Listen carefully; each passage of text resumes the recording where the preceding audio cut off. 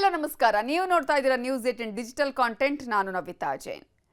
ಕಾಂಗ್ರೆಸ್ನಲ್ಲಿ power sharing ವಿಚಾರ, CM ಸ್ಥಾನದ ಬದಲಾವಣೆ, ದೊಡ್ಡ ಮಟ್ಟದಲ್ಲಿ ರಾಜಕೀಯ ಬೆಳವಣಿಗೆಗಳು. ಕರ್ನಾಟಕ ರಾಜಕೀಯದಲ್ಲಿ ಬಿಗ್ ಟ್ವಿಸ್ಟ್. ಸಿದ್ದರಾಮಯ್ಯ ಸಿಎಂ ಸ್ಥಾನಕ್ಕೆ ರಾಜೀನಾಮೆ ಕೊಡೋದಾದ್ರೆ ಯಾವಾಗ? ಆ ಬೆಳವಣಿಗೆಗಳು ಹೇಗಿರುತ್ತೆ? ಡಿಕೆ ಶಿವಕುಮಾರ್ ಮುಂದಿನ ಮುಖ್ಯಮಂತ್ರಿ ಆಗೋದು ಫಿಕ್ಸಾ? ಬ್ರೇಕ್ಫಾಸ್ಟ್ ಮೀಟಿಂಗ್ ಅಲ್ಲಿ ಎಲ್ಲವೂ ಬಯಲಾಗತ್ತಾ? ಇದರ ಬಗ್ಗೆ ಮಾಹಿತಿಯನ್ನ ಕೊಡ್ತಾ ಹೋಗ್ತೀನಿ. ಆದರೆ ಅದಕ್ಕಿಂತ ಮುಂಚೆ ನ್ಯೂಸ್ 18 ಕನ್ನಡದ ಯೂಟ್ಯೂಬ್ ಚಾನಲ್ ಅನ್ನು ನೀವು ಸಬ್ಸ್ಕ್ರೈಬ್ ಮಾಡಿಲ್ಲ ಅಂತ ಹೇಳಿದ್ರೆ ಸಬ್ಸ್ಕ್ರೈಬ್ ಮಾಡಿ, ಲೈಕ್ ಮಾಡಿ, ಶೇರ್ ಮಾಡಿ. ಅಷ್ಟು ಮಾತ್ರ ಅಲ್ಲ, ನ್ಯೂಸ್ 18 ಕನ್ನಡದ ಇನ್ಸ್ಟಾಗ್ರಾಮ್ ಹಾಗೆಯೇ ಫೇಸ್ಬುಕ್ ಪೇಜನ್ನು ಫಾಲೋ ಮಾಡೋದನ್ನ ಮರಿಬೇಡಿ. ಸಿಎಂ ಸಿದ್ದರಾಮಯ್ಯ ಗುರುವಾರ ರಾಜೀನಾಮೆ ಕೊಡೋದು ಫಿಕ್ಸ್ ಅಂತಾನೆ ಹೇಳಲಾಗ್ತಿದೆ. ಇದರ ಹಿನ್ನೆಲೆಯನ್ನು ಸ್ವಲ್ಪ ನೋಡೋಣ. 2023ರ ವಿಧಾನಸಭಾ ಚುನಾವಣೆಯಲ್ಲಿ ಕಾಂಗ್ರೆಸ್ ಭಾರೀ ಬಹುಮತದಿಂದ ಗೆದ್ದಾಗ ಸಿಎಂ ಸ್ಥಾನಕ್ಕಾಗಿ ಸಿದ್ದರಾಮಯ್ಯ ಮತ್ತು ಡಿಕೆ ಶಿವಕುಮಾರ್ ನಡುವೆ ಭಾರೀ ಪೈಪೋಟಿ ನಡೆದಿತ್ತು. ಮಾಸ್ ಲೀಡರ್ ಅಂತ ಸಿದ್ದರಾಮಯ್ಯ ಆದರೆ ಪಕ್ಷ ನಿಷ್ಠೆ ಮತ್ತು ಸಂಘಟನೆ, ಅಧಿಕಾರಕ್ಕೆ ತರೋದಕ್ಕೆ ವಹಿಸಿದಂತಹ ಪಾತ್ರ ಡಿಕೆಶಿಯದ್ದು. ಹಾಗಾಗಿ ಆಗ ದೆಹಲಿ ಹೈಕಮಾಂಡ್ ನಾಯಕರು ಇಬ್ಬರನ್ನೂ ಒಪ್ಪಿಸಲು 50-50 ಪವರ್ ಶೇರಿಂಗ್ ಫಾರ್ಮುಲಾ ಸೂತ್ರವನ್ನ ರೆಡಿ ಮಾಡಿದ್ರು ಎನ್ನಲಾಗಿದೆ. ಅಂದ್ರೆ ಮೊದಲ 2.5 ವರ್ಷ ಸಿದ್ದರಾಮಯ್ಯ ಸಿಎಂ, ಉಳಿದ 2.5 ವರ್ಷ ಡಿಕೆ ಶಿವಕುಮಾರ್ ಸಿಎಂ. ಆದ್ರೆ ಟ್ವಿಸ್ಟ್ ಎಲ್ಲಿದೆ ಅಂತ ನೋಡೋದಾದ್ರೆ, ಈಗ 2.5 ವರ್ಷಗಳ ಅವಧಿ ಮುಗಿದು 3 ವರ್ಷ ಆಗಿದೆ. ಆಲ್ರೆಡಿ ಒಪ್ಪಂದದ ಪ್ರಕಾರ ಕುರ್ಚಿ ಬಿಟ್ಕೊಡಿ ಅಂತ ಡಿಕೆಶಿ ಸೇರಿದಂತೆ ಆ ಬಣ ಕೂಡ ಹೈಕಮಾಂಡ್ಗೆ ಒತ್ತಡ ಹೇರ್ತಿತ್ತು. 2024-25ರಿಂದಾನೇ ಡಿಕೆಶಿ ಬಣದ ಸಚಿವರಿಂದ ಮುಂದಿನ ಸಿಎಂ ಡಿಕೆ ಶಿವಕುಮಾರ್ ಅಂತ ಆಗಾಗ ಹೇಳಿಕೆಗಳು ಬರ್ತಾನೆ ಇದ್ವು. ಇದಕ್ಕೆ ಸರಿಯಾಗಿ ಸಿದ್ದರಾಮಯ್ಯ ಬಣದಿಂದನೂ 5 ವರ್ಷ ಅವರೇ ಸಿಎಂ ಅಂತ ಪ್ರತಿರೋಧದ ಹೇಳಿಕೆಗಳ ಮಧ್ಯೆ ಪ್ರತಿ ಬಾರಿ ಕೂಡ ಗೊಂದಲ ಮುಂದುವರಿಕೆ ಆಗ್ತಾನೆ ಇತ್ತು. ಫಾರ್ಮುಲಾ ಸೂತ್ರ ಮುಗಿದು 6 ತಿಂಗಳಾದರೂ ಹೈಕಮಾಂಡ್ ಇದರ ಬಗ್ಗೆ ತಲೆ ಕೆಡಿಸಿಕೊಂಡಿರಲಿಲ್ಲ. ಗೊಂದಲ ಪರಿಹರಿಸುವ ಪ್ರಯತ್ನ ಮಾಡಿರಲಿಲ್ಲ. ಜೇನುಗೂಡಿಗೆ ಕೈ ಹಾಕೋದು ಬೇಡ ಅನ್ನೋ ತರ ಕಾಂಗ್ರೆಸ್ ಹೈಕಮಾಂಡ್ ಇತ್ತು.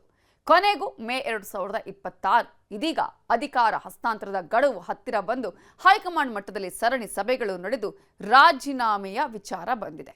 ಹೊಸ ಸಿಎಂ ಆಯ್ಕೆಯ ಚರ್ಚೆಗಳು ತೀವ್ರಗತಿಯಲ್ಲಿ ಸಾಗಿ ಕೇರಳ ಸಿಎಂ ಪಟ್ಟಾಭಿಷೇಕ ಆದ ಬಳಿಕ ಹೈಕಮಾಂಡ್ ಚಿತ್ತ ಕರ್ನಾಟಕದ ಕಡೆ ನೆಟ್ಟು ಗೊಂದಲಗಳನ್ನು ನಿವಾರಿಸುವ ಸಂದರ್ಭ ಅನಿವಾರ್ಯವಾಗಿ ಬಂದು 2023ರ ವಿಧಾನಸಭಾ ಚುನಾವಣೆಯಲ್ಲಿ ಕಾಂಗ್ರೆಸ್ ಅಧಿಕಾರಕ್ಕೆ ಬಂದ ಬಳಿಕ ಮುಖ್ಯಮಂತ್ರಿ ಹುದ್ದೆಯ 50-50 ಫಾರ್ಮುಲಾ ಸೂತ್ರವನ್ನ ಈಗ ಜಾರಿಗೆ ತರುವ ಪ್ರಯತ್ನವನ್ನ ಕೂಡ ಮಾಡಿದೆ. ಬಹುಕಾಲದಿಂದ ಈ ವಿಚಾರ ರಾಜಕೀಯ ವಲಯದಲ್ಲಿ ಕೇಳಿ ಬರ್ತಾ ಇತ್ತು, 50-50 ಸೂತ್ರ. ಈ ಹಿನ್ನೆಲೆಯಲ್ಲಿ ಪಕ್ಷ ಕೊಟ್ಟ ಭರವಸೆಯನ್ನ ಈಡೇರಿಸಬೇಕು ಅನ್ನುವ ನಿಲುವಿಗೆ ಕಾಂಗ್ರೆಸ್ ಸಂಸದೆಯಾದ ಪ್ರಿಯಾಂಕಾ ಗಾಂಧಿ ವಾದ್ರಾ ಬೆಂಬಲವನ್ನ ವ್ಯಕ್ತಪಡಿಸಿ ಮಾತಾಡಿದ್ದು ಈ ನಿರ್ಧಾರಕ್ಕೆ ಕಾರಣ ಆಗಿದೆ. ಈ ಹಿನ್ನೆಲೆಯಲ್ಲಿ ಪಕ್ಷದ ಸಂಘಟನೆಗೆ ಹೊಸ ಚೈತನ್ಯ ತುಂಬುವುದು, ಹಾಗೆ 2028ರ ವಿಧಾನಸಭಾ ಚುನಾವಣೆಯಲ್ಲಿ ಕಾಂಗ್ರೆಸ್ಗೆ ಸ್ಪಷ್ಟ ಬಹುಮತ ತಂದುಕೊಡುವ ಜವಾಬ್ದಾರಿಯನ್ನ ಡಿಕೆ ಶಿವಕುಮಾರ್ ಅವರಿಗೆ ವಹಿಸಲು ಕೂಡ ಹೈಕಮಾಂಡ್ ಚಿಂತನೆ ನಡೆಸಿದೆ ಅನ್ನುವ ಮಾತುಗಳು ಇವೆ.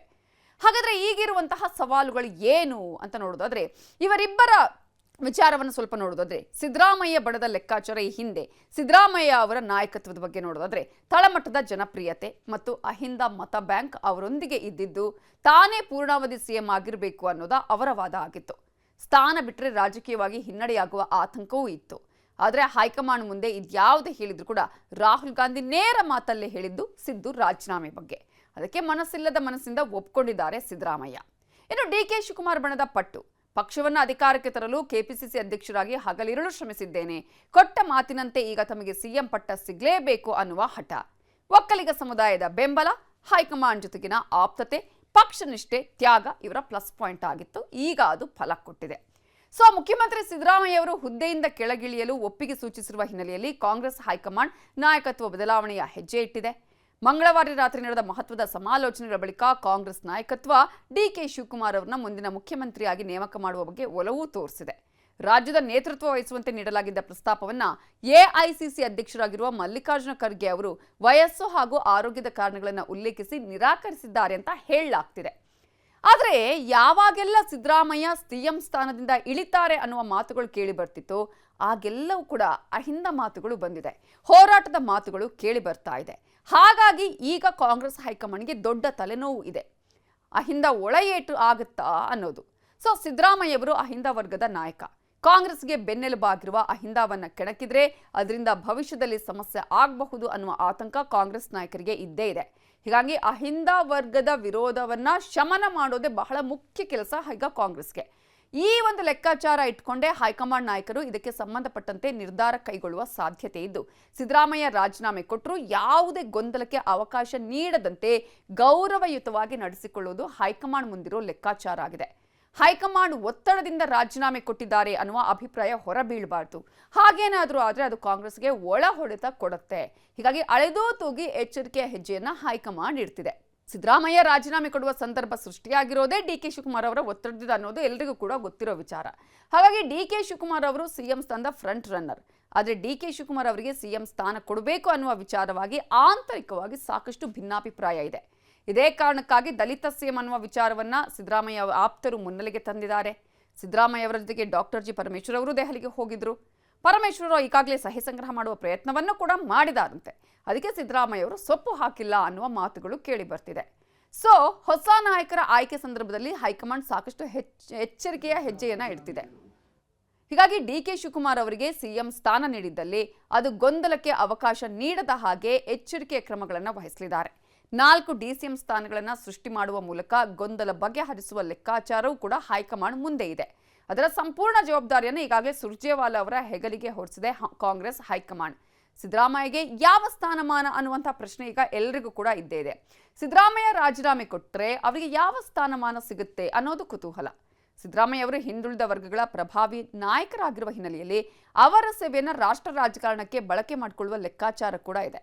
ಆದರೆ ಸಿದ್ದರಾಮಯ್ಯ ಅವರು ರಾಷ್ಟ್ರ ರಾಜಕಾರಣಕ್ಕೆ ಒಗ್ಗಿಕೊಳ್ಳುವವರಲ್ಲ ಅನ್ನೋದು ಅವರ ಆಪ್ತರಿಂದ ಕೇಳಿ ಬರ್ತಾ ಇರುವ ಮಾತು.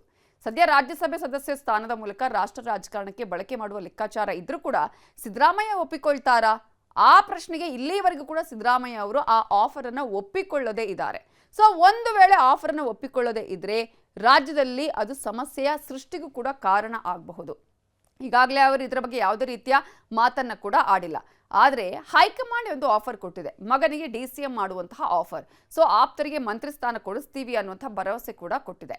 ಒಟ್ಟಾರೆಯಾಗಿ ಸಿದ್ದರಾಮಯ್ಯ ಪರವಾಗಿ ಸಚಿವರು, ಶಾಸಕರು ಈಗಾಗಲೇ ಸಚಿವರುಗಳು ಭೇಟಿ ಮಾಡ್ತಿದ್ದಾರೆ, ಶಾಸಕರುಗಳು ಭೇಟಿ ಮಾಡ್ತಿದ್ದಾರೆ, ರಾಜೀನಾಮೆ ಕೊಡಬೇಡಿ ಅಂತ ಹೇಳ್ತಿದ್ದಾರೆ, ಸಮಯಾವಕಾಶದ ಮಾತಾಡ್ತಿದ್ದಾರೆ. ಇವೆಲ್ಲದಕ್ಕೂ ಸಿದ್ದರಾಮಯ್ಯ ಮಾತ್ರ ಹೈಕಮಾಂಡ್ ನುಡಿದಂತೆ ತಲೆಬಾಗ್ತೇನೆ ಅಂತ ಹೇಳಿ ಮೌನಕ್ಕೆ ಶರಣಾಗ್ತಿದ್ದಾರೆ. ಈ ಮೌನ ಮುಂದೆ ಯಾವ್ಯಾವ ಲೆಕ್ಕಾಚಾರಗಳಿಗೆ ಕಾರಣ ಆಗುತ್ತೋ ಗೊತ್ತಿಲ್ಲ. ಹಾಗಾಗಿ ಸಿದ್ದರಾಮಯ್ಯ ಒಪ್ಪದವರಿಗೆ ಸಿಎಂ ಸ್ಥಾನ ಕೊಟ್ಟರೆ ಈ ಬಣದ ಅಸಮಾಧಾನ ಜೋರಾಗುವ ಸಾಧ್ಯತೆ ಇದೆ. ಸಿದ್ದರಾಮಯ್ಯ ಅಧಿಕಾರದಿಂದ ದೂರ ಉಳಿದ್ರೂ ಅದೊಂದು ಪವರ್ ಸೆಂಟರ್ ಆಗುವ ಸಾಧ್ಯತೆ ಇದೆ. ಹೀಗಾಗಿ ಇಂತಹ ಗೊಂದಲಕ್ಕೆ ಅವಕಾಶ ಕೊಡದೆ ಸಮಸ್ಯೆಯನ್ನ ಯಾವ ರೀತಿಯಲ್ಲಿ ಹೈಕಮಾಂಡ್ ಬಗೆಹರಿಸುತ್ತೆ ಅನ್ನೋದು ಒಂದು ಕುತೂಹಲ. ಆದರೆ ಶಾಸಕಾಂಗ ಸಭೆ ಕರೆದು ಬಲಾಬಲ ನೋಡಬೇಕು ಅನ್ನುವ ಮಾತುಗಳನ್ನು ಕೂಡ ಈಗಾಗಲೇ ಶಾಸಕರುಗಳು, ಸಚಿವರುಗಳು ಹೇಳ್ತಾ ಇದ್ದಾರೆ. ಸೊ 2028ರ ಸವಾಲು, ರಾಜ್ಯದಲ್ಲಿ ನಾಯಕತ್ವ ಬದಲಾವಣೆ ವಿಚಾರ ಒಂದು ರೀತಿಯಲ್ಲಿ ಜೇನುಗೂಡಿಗೆ ಕೈ ಹಾಕಿದಂತೆ. ಸೊ ಇದು ಅಂದುಕೊಂಡಷ್ಟು ಸುಲಭ ಅಲ್ಲ. ಇನ್ನುಳಿದ 2 ವರ್ಷಗಳು ರಾಜ್ಯದಲ್ಲಿ ಕಾಂಗ್ರೆಸ್ ಪಾಲಿಗೆ ಬಹುದೊಡ್ಡ ಸವಾಲಿನ ಸಂಗತಿಯಾಗಿದ್ದು, ಗೊಂದಲಕ್ಕೇನಾದರೂ ಆಗ ಅವಕಾಶ ಕೊಟ್ಟರೆ ಅದು ಪಕ್ಷಕ್ಕೆ ಒಳ ಏಟು ಕೊಡುವಂತಹ ಸಾಧ್ಯತೆ ಇದೆ. ನಾಳೆ ಮುಖ್ಯಮಂತ್ರಿಗಳ ಬ್ರೇಕ್ಫಾಸ್ಟ್ ನಂತರ ಬಹಿರಂಗ ಆಗ್ತದೆ, ಅಲ್ಲಿವರೆಗೆ ವೇಟ್ ಮಾಡ್ಬೇಕಷ್ಟೇ. ಅವರೇ ಹೇಳ್ತಾರೆ ಏನ್ ಚರ್ಚೆ ಆಗಿದೆ, ಏನ್ ಮಾಡ್ಲಿಕ್ಕೆ ಕೊಟ್ಟಿದ್ದಾರೆ, ಪಕ್ಷದ ಬಗ್ಗೆ ಸುದೀರ್ಘವಾಗಿ ನಾಳೆ ಹೇಳ್ತಾರೆ. ಸೊ ಅಲ್ಲಿವರೆಗೆ ಕಾಯ್ಬೇಕೆಲ್ಲ ಅಷ್ಟೇ. ನಾವು ಕಾಯಲೇಬೇಕು, ಯಾಕೆ ಅಧಿಕೃತವಾಗಿ ಯಾರಿಗೂ ಗೊತ್ತಿಲ್ಲ ಏನಾಗಿದೆ ಚರ್ಚೆ ಅವರ ಸಿಎಂ ಮಾತ್ರ ಗೊತ್ತಿದೆ. ಸೊ ಅದಕ್ಕೆ ವೇಟ್ ಮಾಡೋಣ. ಸನ್ಮಾನ್ಯ ಮುಖ್ಯಮಂತ್ರಿಗಳನ್ನ ನಾವು ಇವತ್ತು ಭೇಟಿ ಆಗೋದಕ್ಕೆ ಬಂದಿದ್ವಿ.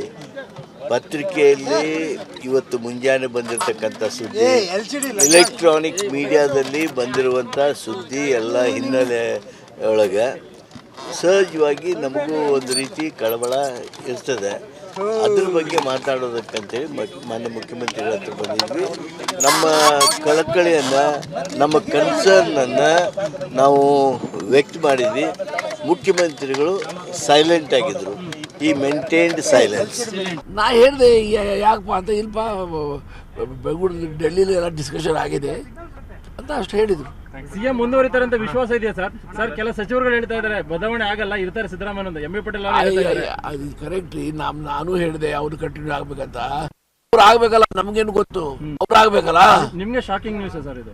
ಶಾಕ್ ಏನಿಲ್ಲ, ಶಾಕ್ ಐತೇನೆ. ನನಗೆ ಶಾಕ್ ಆಗಿ ಆಗ್ಬೇಕು. ರಾಜಕಾರಣದಲ್ಲಿ 50 ವರ್ಷದಿಂದ ಇದ್ದೇನೆ, ಇದೆಲ್ಲ ನೋಡ್ತಾ ಬಂದಿದ್ದೇನೆ ನಾನು, ಗೊತ್ತಲ್ಲ. ಡಿ.ಕೆ. ಶಿವಕುಮಾರ್ ಕ್ಯಾಬಿನೆಟ್ ಅಲ್ಲಿ ಆರ್ ವಿ ದೇಶಪಾಂಡೆ ಮಂತ್ರಿ ಆಗ್ತಾರ ಸರ್? ನನಗೇನು ಗೊತ್ತಿಲ್ಲರಿಪ್ಪ. ಡಿ.ಕೆ. ಶಿವಕುಮಾರ್ ಇಫ್ ಈ ಚೋಸನ್ ಚೀಫ್ ಮಿನಿಸ್ಟರ್, ಅವ್ರ ಟೀಮು ಅವ್ರು ಡಿಸೈಡ್ ಮಾಡ್ಬೇಕಲ್ಲ. ಸರ್ ನೀವು ಕೂಡ ನೀವು ಹಿರಿಯರಿದ್ದೀರಲ್ಲ ಸರ್, ನೀವು ಹಿರಿಯರಿದ್ದೀರಲ್ಲ ಸರ್, ಆಸೆ ಇಲ್ವಾ ಸರ್? ಅಲ್ಟಿಮೇಟ್ಲಿ ಎಲ್ಲರೂ ಇಂಪಾರ್ಟೆಂಟೇ. ಅಲ್ಟಿಮೇಟ್ಲಿ ನಮ್ಮ ಹೈಕಮಾಂಡ್ ಏನು ಡಿಸೈಡ್ ಮಾಡ್ತಿದೆ ಅದಕ್ಕೆ ನಾವು ರೆಸ್ಪೆಕ್ಟ್ ಮಾಡ್ತೇವೆ, ಅದಕ್ಕೆ ನಾವು ಗೌರವ ಕೊಡ್ತೇವೆ. ಸೊ 2028ರಲ್ಲಿ ಚುನಾವಣೆ ಇರುವ ಹಿನ್ನೆಲೆಯಲ್ಲಿ ಎಲ್ಲವನ್ನ ಕೂಡ ತುಂಬಾ ಸೂಕ್ಷ್ಮವಾಗಿ ನಿಭಾಯಿಸಬೇಕು. ಎಲ್ಲರನ್ನ ವಿಶ್ವಾಸಕ್ಕೆ ಪಡೆದುಕೊಳ್ಳುವುದು ಕೂಡ ಅತ್ಯಗತ್ಯ. ಸಿದ್ದರಾಮಯ್ಯ ಅವರ ಸಹಕಾರ ಇಲ್ಲದಿದ್ದರೆ ರಾಜ್ಯದಲ್ಲಿ ಹೈಕಮಾಂಡ್ ತನ್ನದೇ ಹೆಜ್ಜೆಯನ್ನ ಇಡುವ ಸಾಧ್ಯತೆ ಕಡಿಮೆ. ಈ ಹಿಂದೆ ಬಿಜೆಪಿಯಲ್ಲಿ ಆದ ಹಾಗೆ ಯಡಿಯೂರಪ್ಪ ಅವರನ್ನ ದಿಢೀರಾಗಿ ರಾಜೀನಾಮೆ ಕೊಡೋದಕ್ಕೆ ಹೇಳಿ ಆದಂತಹ ಪರಿಣಾಮಗಳು ಅದು 2023ರ ವಿಧಾನಸಭಾ ಚುನಾವಣೆಯಲ್ಲಿ ಎದುರಿಸಬೇಕಾಗಿ ಬಂದಿರುವುದನ್ನು ಕೂಡ ನಾವಿಲ್ಲಿ ಗಮನಿಸಬಹುದು. ಹಾಗಾಗಿಯೇ ಸಿದ್ದರಾಮಯ್ಯ ಅವರಿಗೂ ಕೂಡ ಇಂಥದ್ದೇ ರೀತಿಯಲ್ಲಿ ಯಾವುದೇ ರೀತಿಯ ಸಮಸ್ಯೆ ಆಗದ ಹಾಗೆ ಕಾಂಗ್ರೆಸ್ ಹೈಕಮಾಂಡ್ ನೋಡ್ಕೊಳ್ಬೇಕಾಗಿದೆ. ಈ ಕಾರಣಕ್ಕಾಗಿ ಕಾಂಗ್ರೆಸ್ ಹೈಕಮಾಂಡ್ ಏನ್ ಮಾಡುತ್ತೆ ಅನ್ನುವ ಕುತೂಹಲ ಅಂತೂ ಖಂಡಿತ ಇದೆ.